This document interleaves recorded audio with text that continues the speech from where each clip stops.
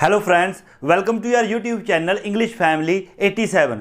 सो अपनी अज की इस वीडियो के विच आपां अपनी ऑक्सफोर्ड ग्रामर है जी उसकी एक्सरसाइज नंबर 10th 10 नंबर जी एक्सरसाइज है वो आप करांगे, जिस दे विच आपां पास्ट कॉन्टीन्यूस और सिंपल, पास्ट कॉन्टीन्यूस टेंस और पास्ट सिंपल टेंस या फिर पास्ट इंडेफिनेट टेंस, इन्हां दे बारे आपां नूं पता होना बहुत जरूरी है।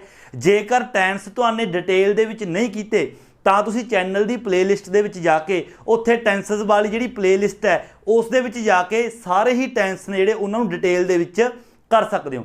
ਸੋ ਫਿਲਹਾਲ ਦੇਖੋ ਆਪਾਂ ਸਿਰਫ ਇਸ ਐਕਸਰਸਾਈਜ਼ ਦਾ ਓਨਲੀ ਫਸਟ ਪਾਰਟ ਹੈ ਜਿਹੜਾ ਇਹ ਆਪਾਂ ਕਰਨਾ ਹੈ। ਦੇਖੋ ਇਸ ਦੇ ਵਿੱਚ ਕੀ ਸਿਚੁਏਸ਼ਨ ਆਪਾਂ ਨੂੰ ਦਿੱਤੀ ਹੋਈ ਹੈ। David is always having accidents, ਜਿਹੜਾ ਡੇਵਿਡ ਹੈ ਅਕਸਰ ਉਸ ਦੇ ਜਿਹੜੇ ਐਕਸੀਡੈਂਟ ਨੇ ਉਹ ਹੁੰਦੇ ਰਹਿੰਦੇ ਨੇ, ਮਤਲਬ ਡੇਵਿਡ ਦੇ। His girlfriend Melanie is talking about some of the accidents, और जी उसकी गर्लफ्रेंड है डेविड की उसके कुछ जोड़े एक्सीडेंट ने डेविड के कुछ थोड़े फेमस होने उन्होंने बारे गल कर रही है, मतलब दस रही है उन्होंने बारे। Right her sentences from these notes, मतलब वो जोड़े सेंटेंस ने जो मैलनी बोल रही है आपने वो सेंटेंस ने जोड़े कंप्लीट करके मतलब वो आपने लिखने ने। Each sentence has one verb in past continuous and one in past simple. कहने का मतलब की है, देखो हुण मैं समझाउणा, जिद्दां कि एक सेंटेंस रहा ये आपां नूं मैलनी है जिहड़ी ये दस रही है डेविड के बारे, उसके एक्सीडेंट्स बारे कि की उसके एक्सीडेंट ने जिहड़े होए। हुण इस दे विच हर एक सेंटेंस दे विच आपां नूं दो दो क्लॉज ने, जिस तरह कि फस्ट दे विच देखो आ गया van he carry a suitcase, एक तो यह आ गया इत्थे तक। दूसरा देखो दोबारा फिर ही मतलब सब्जैक्ट दोबारा फिर आ गया, ड्रॉप वर्ब की फॉर्म आ गई, उस तो बाद इट ऑन हिज फुट। मतलब हर एक सेंटेंस दे विच आपां नूं दो दो क्लाउज ने जिहड़े वो दिते हुए हैं, जिद्दां इस दे विच ही सब्जैक्ट वर्ब, उस तो अगे फिर ये सब्जैक्ट वर्ब, ये आ गया सब्जैक्ट वर्ब, फिर अगे आ गया सब्जैक्ट वर्ब। हर एक दे विच दो दो क्लाउज ने। आपां ने की करना है, हर एक सेंटेंस दे विच जिहड़े दो क्लाउज ने, एक नूं आपां ने पास्ट कॉन्टीन्यूस बनाउणा है और एक नूं आपां ने पास्ट सिंपल बनाउणा है। सब तो पहलां देखो पास्ट कॉन्टीन्यूस की पहचान की हुंदी है, रहा सी, रही सी, रहे सन एक्सैट्रा। और पास्ट सिंपल की पहचान होंगी है आ ए ई। आ ए ई मतलब जिस तरह के पास्ट दे विच आपां ने कोई काम कीता, या आपां कहिए मैं कल स्कूल गया, मैं उसनूं पेन दिता, उसने मेरे तो पेन लिया, मतलब आ ए ई। पास्ट दे विच कोई काम होया वो हुंदा पास्ट इंडेफिनेट, और पास्ट दे विच कोई काम कॉन्टीन्यूस चल रहा सी वो हुंदा पास्ट कॉन्टीन्यू। रहा सी, रहे सी मतलब जिस तरह कि मैं किताब पढ़ रहा सी, मैं स्कूल जा रहा सी, मैं खेड रहा सी, मैं क्रिकेट खेड रहा सी, कुछ भी मतलब जिहड़ा काम है वो कॉन्टीन्यूस चल रहा सी। पास्ट सिंपल दे विच सिर्फ आपां इन्ना दसदे कि पास्ट दे विच मैं कोई काम है जिहड़ा मतलब कीता, मतलब कोई किरिया जिहड़ी पास्ट दे विच होगी वो हुंदा पास्ट सिंपल। हुण जिहड़े इस दे रूल्स ने, जेकर आपां ऑक्सफोर्ड ग्रामर दे रूल्स दे मुताबिक चलीए तो बहुत ही ज़्यादा पजलिंग है जिहड़ा वो हो जाएगा, बहुत ज़्यादा पजले होवांगे आपां जेकर ग्रामर दे रूल्स मुताबिक तुहानूं मैं समझावां। सिर्फ इसका इक्को एक तरीका है, सेंस। सेंटेंस आपां पढ़ांगे, सेंटेंस की तुहानूं ट्रांसलेशन आउणी बहुत जरूरी है, मतलब पंजाबी दे विच इसनूं ट्रांसलेट जेकर तुसीं ने कर लिया तो समझो तुसी अपने आप तुहानूं पता चल जाएगा कि किहड़ा आपां क्लॉज है जिहड़ा पास्ट कॉन्टीन्यूस दे विच बनाइए और किहड़ा पास्ट सिंपल दे विच। देखो आपां शुरू करदे हां, देखो तुहानूं अपने आप पता चलेगा। देखो फस्ट देखो की कह रहा है, when he carry a suitcase, जदों वो सूटकेस चकदा है, he drop it on his foot, वो इसनूं अपने पैर उपर सुटदा है। देखो फिलहाल आपां ये नहीं देखने प्रेजेंट च या पास्ट च, आपां अगे देखना जदों आपां हुण इसनूं बनाउणा है, आपां एक क्लॉज नूं पास्ट कॉन्टीन्यूस, एक नूं पास्ट इंडेफिनेट। देखो जमा सिंपल है। सब तो पहला आपां ये देखो, जेकर आपां पहले नूं पास्ट इंडेफिनेट बनाउणे आ और दूसरे नूं पास्ट कॉन्टीन्यूस बनाउणे आ तां इस दी सेंस है जिहड़ी वो की बन जाएगी। जेकर पहले नूं पास्ट इंडेफिनेट बनाइए तां इह बन जाएगा when he carried a suitcase, जदों उसने सूटकेस चुक्या, he was dropping it on his hand, वो इसनूं अपने पैर उपर सुट रहा सी।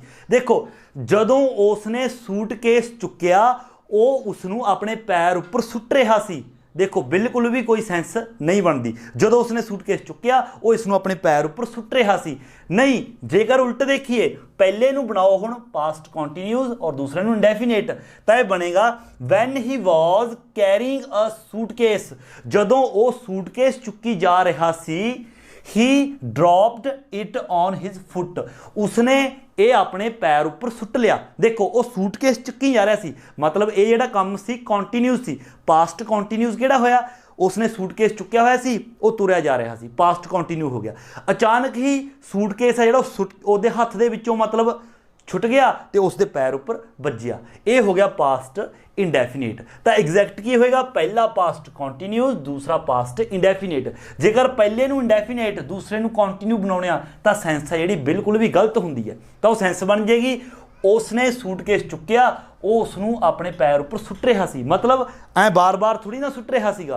तो नहीं, तो पहला बनेगा कॉन्टीन्यूस, तो आप बनावांगे when he was carrying a suitcase, when he was carrying a suitcase, he dropped it on his foot, मतलब उसने पैर ऊपर सुट लिया। देखो इसी तरह अगला देखो, अगला की कह रहा है, he break his leg, ਉਹ ਉਸ ਦੀ ਲੱਤ ਤੋੜਦਾ ਹੈ। ਵੈਨ ਹੀ ਸਕੀ, ਜਦੋਂ ਉਹ ਸਕੀ ਕਰਦਾ। ਸਕੀ ਹੁੰਦਾ ਮਤਲਬ ਜੋ ਬਰਫ਼ ਦੇ ਉੱਪਰ ਆਪਾਂ ਫਿਸਲਦੇ ਹੁੰਦੇ ਆ, ਉਸ ਨੂੰ ਬੋਲਦੇ ਨੇ ਸਕੀਇੰਗ। ਸੋ ਦੇਖੋ ਜੇਕਰ ਪਹਿਲੇ ਨੂੰ ਪਾਸਟ ਕੰਟੀਨਿਊਸ ਬਣਾ ਦਈਏ, ਦੂਸਰੇ ਨੂੰ ਪਾਸਟ ਇੰਡੈਫੀਨਿਟ, ਤਾਂ ਕੀ ਬਣੇਗਾ, ਇਹ ਬਣ ਜਾਏਗਾ ਹੀ ਵਾਜ਼ ਬ੍ਰੇਕਿੰਗ ਹਿਜ਼ ਲੈਗ, ਉਹ ਉਸ ਦੀ ਲੱਤ ਤੋੜ ਰਿਹਾ ਸੀ। ਵੈਨ ਹੀ ਸਕੀ, ਜਦੋਂ ਉਸਨੇ ਸਕੀ ਕੀਤੀ, ਉਹ ਉਸ ਦੀ ਲੱਤ ਤੋੜ ਰਿਹਾ ਸੀ ਜਦੋਂ ਉਸਨੇ ਸਕੀ ਕੀਤੀ। बट जेकर इस तो उल्ट कर दिए, पहला पास्ट इंडेफिनेट दूसरा पास्ट कॉन्टीन्यूस, तो यह बन जाएगा उसने मतलब उसकी जिहड़ी लत्त है वो टुट्टी जदों ओह स्की कर रहा सी, मतलब स्की करते समय उसकी जिहड़ी लत्त है वो टुट्टी। तो यह बिल्कुल एग्जैक्ट बनता है। तो इसलिए पहला आएगा पास्ट इंडेफिनेट, तो यह होएगा he broke his leg when he was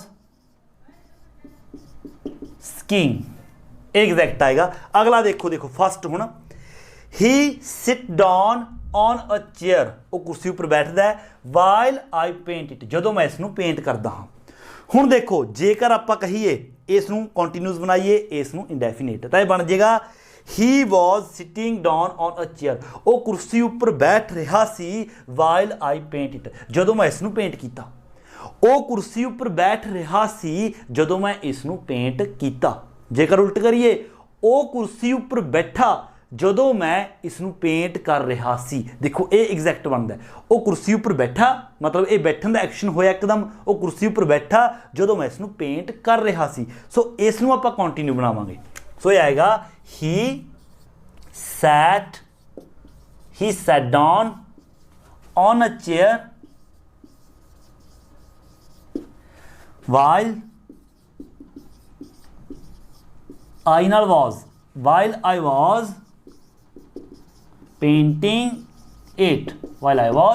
painting it, next देखो second, as he run for a bus, मतलब ज्यों ही वो बस के लिए दौड़ता है, मतलब बस पकड़ने लिए दौड़ता है, he collide with a lamp post, वो एक खंबे विच टकराउंदा है।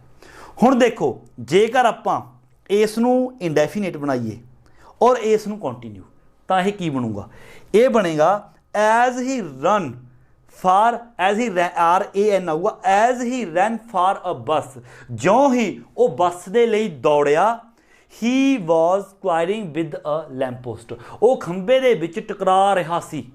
ज्यों ही वो बस के लिए दौड़िया, वो खंबे दे विच टकरा रहा सी।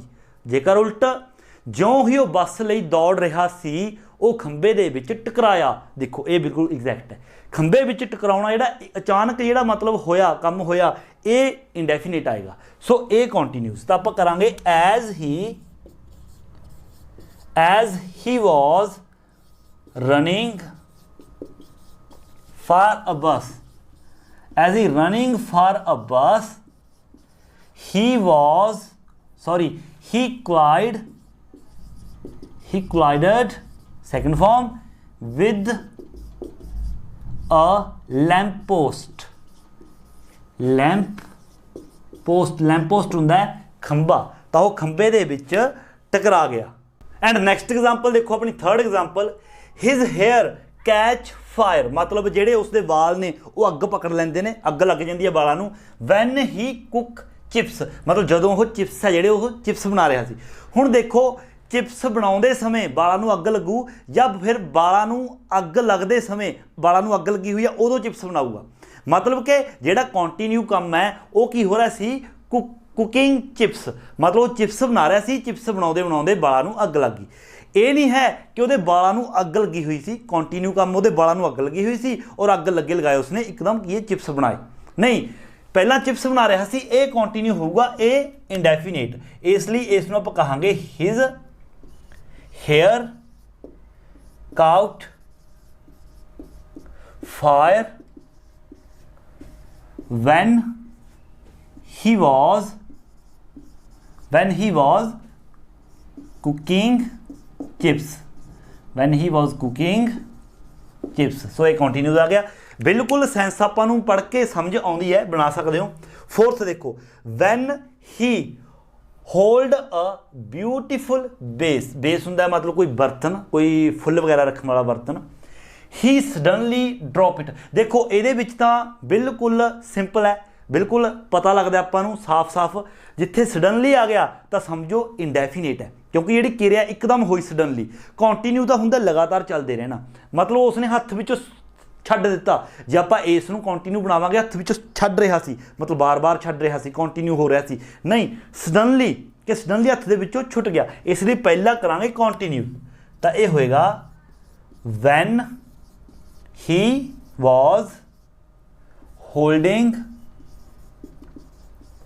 was holding a beautiful vase,